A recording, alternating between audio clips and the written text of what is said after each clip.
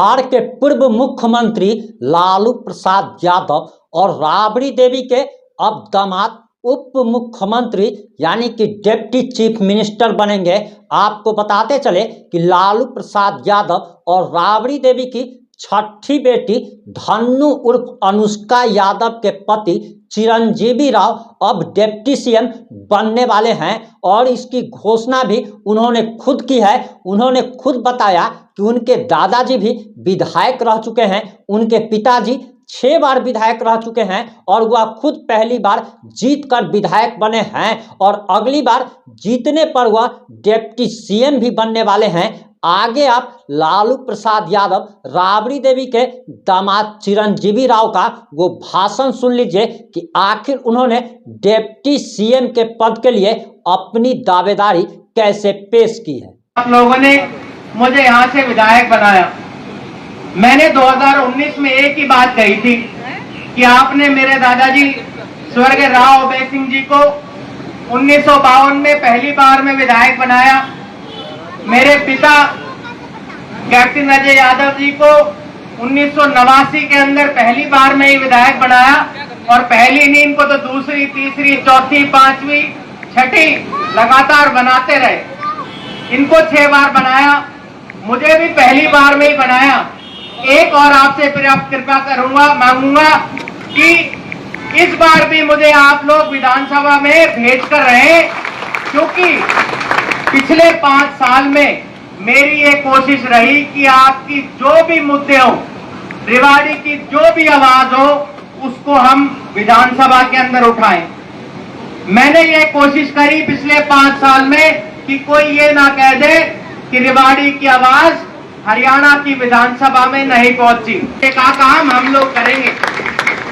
अभी बहुत देर से लोग कह रहे थे कि भाई चिरंजीव अगर बन जाता है तो उसको मंत्री बनेगा, उप मुख्यमंत्री बनेगा।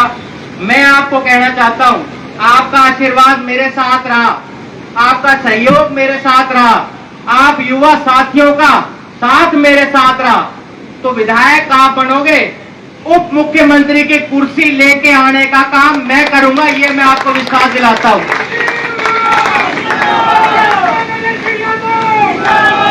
और आज ये सच्चाई है, आप हरियाणा के किसी भी कोने में चले जाओ, हर व्यक्ति के जुबान पे एक ही बात है कि भाई देश में कहीं सरकार बने ना बने, हरियाणा में सरकार जरूर बनेगी। मैं आज सुबह नेहरू पार्क के अंदर गया था, वहां मुझे बीजेपी के नेता मिले और बीजेपी के कुछ बड़े लीडर मिले। वहां लोग मुझे बता रहे थे कि जो नेहरू पार्क है उसका पहले वहां के जो लोग थे वो खुद अपने सहयोग से वहां काम करते थे, अब उसका जो ठेका है वो बीजेपी के एक मंडल अध्यक्ष को मिला है। और आज वहां के हालात क्या हैं, आप तुलाराम पार्क चले जाओ, पहले वहां के लोग वहां काम करते थे, हम और वीर सिंह जी वहां गए थे, वहां लोग घूमते थे, उनको क्या दृश्य नजर आता था, सुबह सुबह कूड़े का ढेर नजर आता था।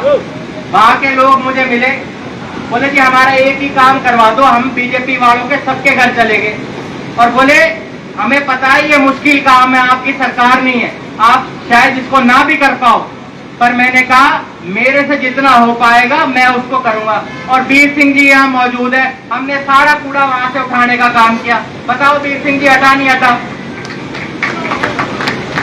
तो मैं आपको इस बात का विश्वास दिलाता हूं कि जिस तरह से आज आप लोग मुझे आशीर्वाद देने के लिए यहाँ पर आए हैं, उसके लिए मेरे बुजुर्गों का, मेरी माताओं का, नौजवान साथियों का मैं धन्यवाद करता हूं।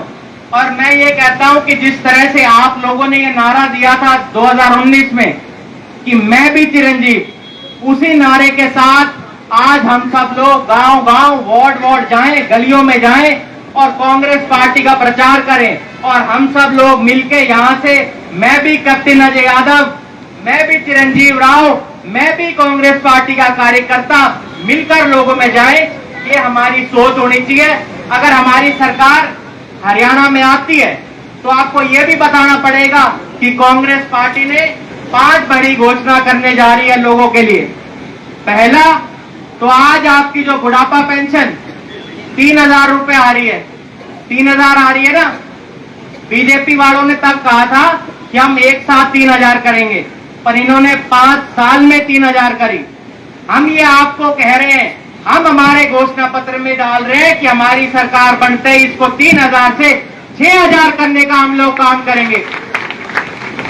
दूसरा, जिस तरह से हमने हिमाचल में फ्री बिजली दे रहे हैं, कर्नाटक में हम फ्री बिजली दे रहे हैं, इसी के तर्ज के ऊपर 300 यूनिट बिजली हरियाणा के अंदर भी हम सरकार बनने के बाद देने का काम करेंगे। तीसरा वादा जो हम लोगों से कर रहे हैं, आपके पड़ोस में राजस्थान है, वहां सिलेंडर कितने का मिल रहा है? 500 रुपए का, और आपको कितने का मिल रहा है? 850 का। और पहले कितने का मिल रहा था? 1150, 1200 का। आप बताओ, उन्होंने तो सरकार बनाई 4 महीने पहले और हमने बनाई 10 महीने पहले। मैंने एक बार एक बीजेपी के नेता से कहा, मैं बोला तुम लोग वो काम कर रहे हो कि घर में एक नई बहू आती है ना, तो सास उसका बहुत लाड करती है कि मेरी नई बहू आई है, और जो पुरानी बहू होती है उसको धुतकारती है। तो हमने तुम्हें 10 साल पहले बना दिया, इसलिए तुम हमें धुतकार रहे हो, और एक नई बहू जो राजस्थान में आई है उसको तुम पुचकार रहे हो, उसको 500 रुपए में दे रहे हो। तो हमारी सरकार बनते ही हरियाणा में भी इसको 500 रुपए में करने का हम लोग काम करेंगे। चौथा, राजस्थान में मेरे नाम राशि से एक योजना चल रही थी। क्या नाम था उसका? चिरंजीवी योजना। पता नहीं हरियाणा में तो ये किस नाम से होगी। हम ये कोशिश करेंगे कि हमारे नाम से ही हो, मेरे नाम से ही हो, पर हम वादा कर रहे हैं कि उस योजना को जिस तरह से राजस्थान में चल रही थी उसको हरियाणा में भी चलाने का हम काम करेंगे। मैं क्योंकि राजस्थान का इंचार्ज भी हूं, मैंने उनके प्रदेश अध्यक्ष को और मुख्यमंत्री जी तब थे और सचिन पायलट जी को मैंने कहा अगर कोई सबसे अच्छी योजना है तो ये योजना है चिरंजीवी योजना। तब उन्होंने बोला कभी तुम्हारा नाम भी चिरंजीवी है इसलिए तुम कह रहे हो चिरंजीवी योजना अच्छी है। मैंने कहा मेरा नाम है इस वजह से तो अच्छी है ही, पर अगर बुरे समय में, अगर किसी वक्त सबसे ज्यादा आपको पैसे की जरूरत कभी होती है तो तब होती है जब आपको इलाज की जरूरत होती है, और इसी वजह से हम लोगों ने उस योजना को हरियाणा में भी लागू करेंगे। इसके साथ साथ आपकी जो ओल्ड पेंशन स्कीम है, जो बहुत लंबी मांग है, उसको भी हरियाणा में हम लागू करने का काम करेंगे। ये मुख्य रूप से 5 वादे हम कर रहे हैं। तो अंत के अंदर मैं आप सभी का आभार प्रकट करता हूं कि आज आप सब लोग इतनी भारी संख्या में आए, और मुझे लगता है ये तो हम सब लोगों के लिए खुशनसीबी है कि हमें इंतजार था 1 महीने और का। हमें ये फायदा होगा कि हमारी जो सत्ता में वापसी है वो 1 महीने पहले हो जाएगी। इसकी भी मैं आपको मुबारकबाद देता हूं।